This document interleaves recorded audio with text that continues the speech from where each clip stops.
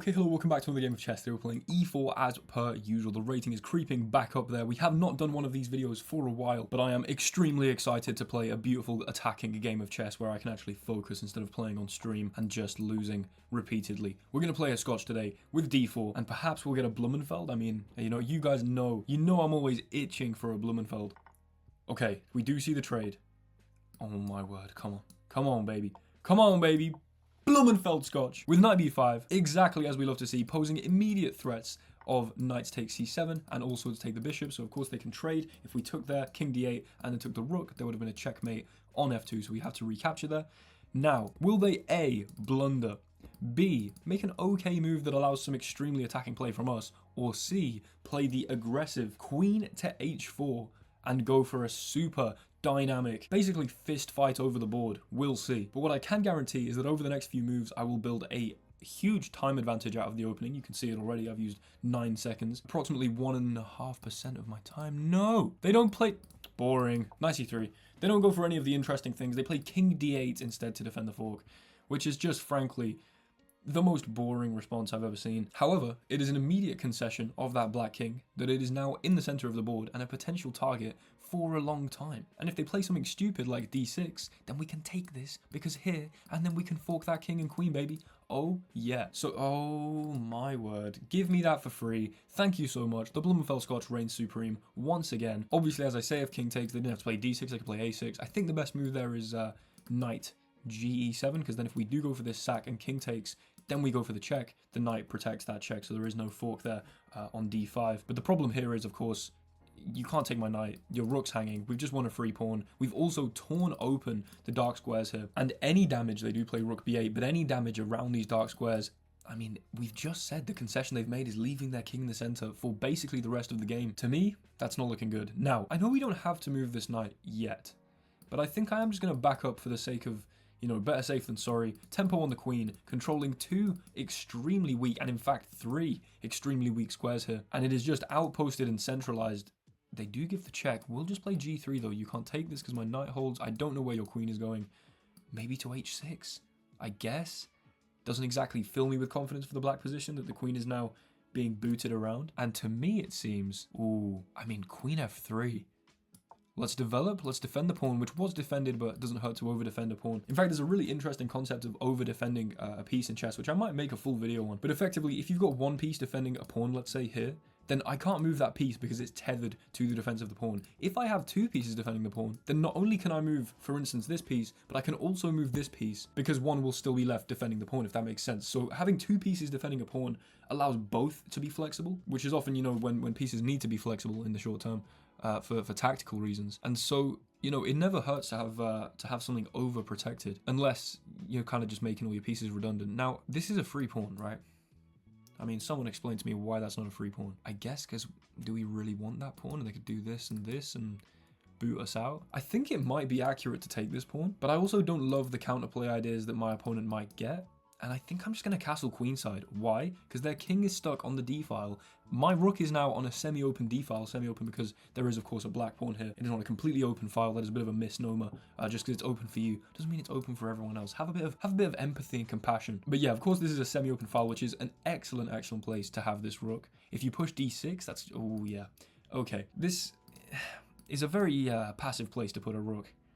It makes sense because you now want to defend f7, but your position looks horrible, my friend. Absolutely terrible. And this just looks so nice. It looks so nice. Putting pressure on here and on here. I mean, we could put so much pressure on d7, but there would be a discovery on our queen and hitting this. Ooh, I don't love that. What I do love, though, is playing... no, I don't. I was about to say queen f4 and we attack the rook and we threaten the check here, but they can then just trade the queens. And even though that does rectify our pawn structure, I feel like it's more fun to keep the queens on the board. I don't know. I feel like it's definitely more fun to keep the queens on the board. So the obvious question is, where does this bishop want to go? It is my only undeveloped minor piece and feels like it should have some more appropriate place. You know what? I don't want to see you play b5. I think that gives this rook some activity. I'm going to put my knight on b6. And I'll be damned if you play knight e5, attacking my queen and attacking the knight, because I will then play, after knight e5, kind of setting a bit of a trap here, queen f4. Actually, we're just trading the queens there. Hold on, don't know if I love this decision. If knight e5, queen f4, and you take this, I can take the knight, fine, and then we're having a fun time. But if knight e5, queen f4, and you trade the queens, we redeem our pawn structure. The knight has to move probably to g4, threaten a fork on f2, and then I might even just play bishop h3. And if you try and fork me here, I just, like, there's some huge problem on d7, I think. And knight takes h3. Oh, wow. Oh, wow. What the? Check. Just like very little hesitation there. Check. Check. So now, I mean, I don't really see what's been achieved here. It might be a play to just play queen f4, honestly. It might be the appropriate mature idea, and I actually think it is. Queen f4, if you take, we rectify the pawns and just have a pawn advantage in a position where they have a worse king. We just have positional dominance. They do get to play b5. However, I think I'm going to play knight e3. Not even develop my bishop. Or, like, try to get my other rook involved. So I can play knight f5. Look at g7. Look at d6, maybe. If you play g6. Knight d6. Okay, we have to be winning here. I think I might have dissolved it a little prematurely, but we do have to be winning here. Without any doubt in my mind. We could go here and threaten this, but I doubt that would actually be very fruitful. Honestly, I really like this. The thing is, I kind of wanted to blockade the push of the d-pawn. You can just do this though, I guess. But the second you take your eye off the d-pawn, I'm playing bishop h3, and things are getting saucy on d7. That is all I gotta say. Things are looking saucy on d7. Now, unfortunately, we're not threatening the immediate tactic of taking and then taking, because in recapturing the bishop, they defend that square. However, I think my opponent has such a cramped and disgusting position that, like, we have time to just go rook d2, rook d1, as in rook d2, rook h d1. Obviously, not just rook d2, rook d1. But, like, stacking these rooks, there are going to be problems here. There are definitely going to be problems. And if you ever play this, as if on cue, I was thinking, I mean, first of all, we can just win a pawn. We can just win a pawn, but we could also outpost the knight in the center. That feels like the really fun positional idea. I think we should just take here. I think the best idea is just going to be to take here. Yes, there might be some discovery with this knight. I'm not all that impressed by it, I don't think. Like, where are you actually going to go? Yeah, we can always just take this, though, if we really want. I don't even know if I really want to. Here. We're going to be up 2 pawns. It's kind of hard to argue that that's not a good idea. Okay, yeah, let's make the mature decision to dissolve this a little. And then, I mean, we can still stack on the d file. We have 2 extra pawns. We have a nice sniping bishop. And it does seem like this king just never made it out of the center. We can play rook d6. Oh my word. This d-pawn has just not been able to be pushed the whole game. Like, opponent just has not had an opportunity to push the d-pawn. And if they try and, like, come up here, then they're getting in the way of the rook's defense. Oh my word. That is lovely. That is very lovely. And if you go here, for instance, then, I mean, we can just take and take here. Or we could even just take this. The knight would be hanging. This would still be hanging. I wouldn't be surprised if we see resignation soon. This has been kind of a slow, methodical, and really suffocating game. Because now we just stack here, baby. And what are you doing about that? What are you doing? Genuine question. You can't use this rook to defend it. If you try and, like, I don't know, you can't move the king. Anywhere you move the king, there's going to be a check, either with the bishop or with the rook. So you'd imagine either my opponent resigns or they try knight f5 to intercept the bishop's defense, or rather attack on d7. But it seems that all hope is surely lost as we secure 3 passed pawns, 3 connected passed pawns in this endgame. They move the knight. Congratulations, I guess. Oh, they might be able to go here, actually.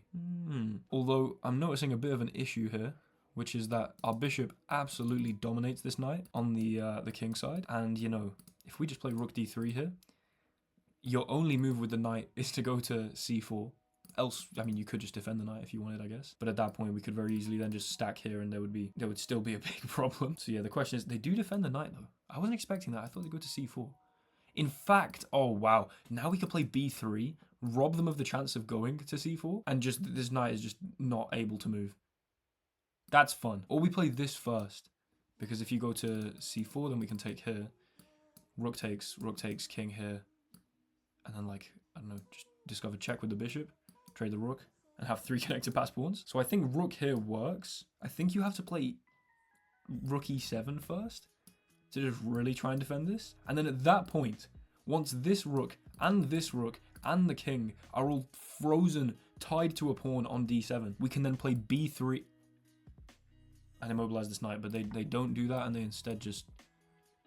Oh, they're going to go for, like, a checkmate on e1, right? It's a nice, it's a cute thought, let's say. It's an endearing thought. But unfortunately, we have the discover check with the bishop. And as I say, resignation should probably follow, as we have 3 connected passed pawns and a queenside majority somehow. It does seem a little hopeless, I would argue. Let's just play b3. If you try and like come in here, I guess, then you probably are going to end up with your knight trapped. Actually, I guess you can come back out to d5, try and play c4 because you can control that. Yeah, I don't really understand why my opponent's playing on here. Maybe they're hoping for a fork of some sort, but it seems unlikely that I'm going to manage to lose 4 pawns. You know, I would have to blunder for that to happen. Now, it's not completely out of the realms of possibility, of course, but you can't even approach. Why are they not resigning? We're just going to walk in. Okay, nice. Let's see how many, you know, what it takes them to resign. GG, man. 3, 2, 1. There we go. Nice. Let's analyze that game. Okay, so here we are in the analysis. That was a 98% accurate game with 1 inaccuracy, and the inaccuracy was playing the Blumenfeld Scotch. I.e., if we look at the database here, scroll so it's over my face cam, Scotch game classical variation, we play knight b5, Scotch game Blumenfeld attack. Played in the Masters database 135 times. This is theory. This is theory. This is a book move. This is a beautiful inaccuracy that provides, of course, as you saw, extreme counterplay for white. And from then, 98%. There was just no... It was just 1 inaccuracy, that was it. And it was this. So it wasn't even an accuracy. That was a perfect game of chess. Let's just have a quick look through it. So, of course, they traded, as you kind of need to, else, I mean, let's say you go back and try and defend the fork. We can just take here, and fork like this. There's basically no other move other than taking. And, of course, if we fork king here, and then try and take the rook, we get checkmated on f2. So in that case, we just lose the knight here, and we wouldn't have the tempo to get that nice fork as we did. After they moved the king, we developed the knight. They then tried to kick our knight, and we got to take here. So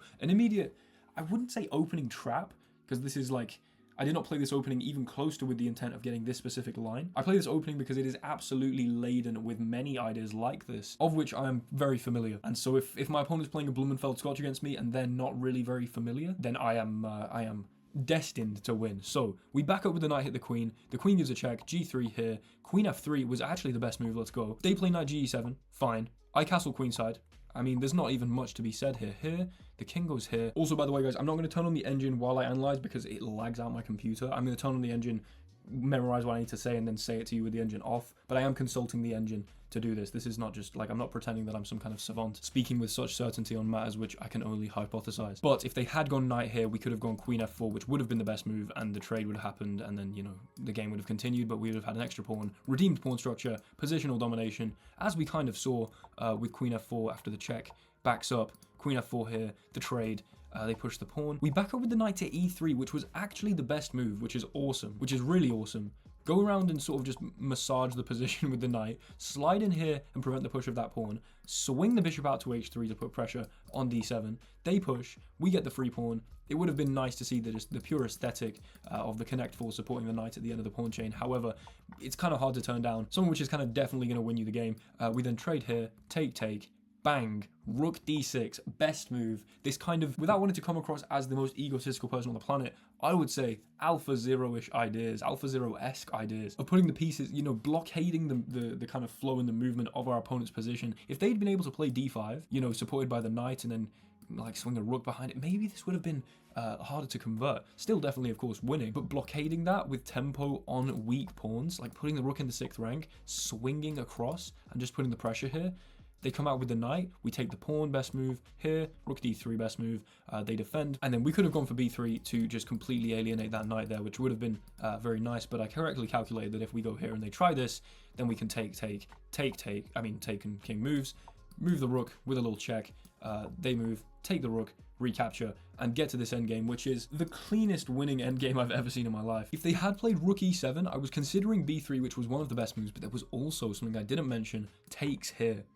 Because if you take like this, then we can take with the bishop, and after you recapture, pick up the knight. And if you take like this, then we can, of course, take with the bishop, and if you recapture, we can pick up the knight. So this would have also been an extremely winning endgame. And if, of course, you don't recapture, then probably you're not gonna, you're not gonna get very far in this game. So they go knight c4, we go for this endgame, and then just a pretty clean conversion, get the king right in there, see the trade. And I mean, yeah, they definitely shouldn't have traded, but there was no hope anyway. I was kind of covering all the bases of the knight here with the pawn, the king, the bishop. Some nice coordination, not even rushing to push any of my 3 connected passed pawns. I thought getting that king nice and central and dominant would be the way to make my opponent resign the quickest, and I seem to have been at least vaguely right. Thank you so much for watching that 98% accurate masterclass of a game. I'm going to be trying to make a return to these kind of videos at least once every other video. I know there are a lot of you guys who enjoy these videos, especially these ones where it's not like anything from the stream, it's not anything, you know, I'm trying to do something funny. I know there are a lot of you in my audience who enjoy these, just, you know, the classic Will Taylor chess. If you look back like a year ago, this is what I was making, you know, 10-minute video, which by I mean 10-minute game video,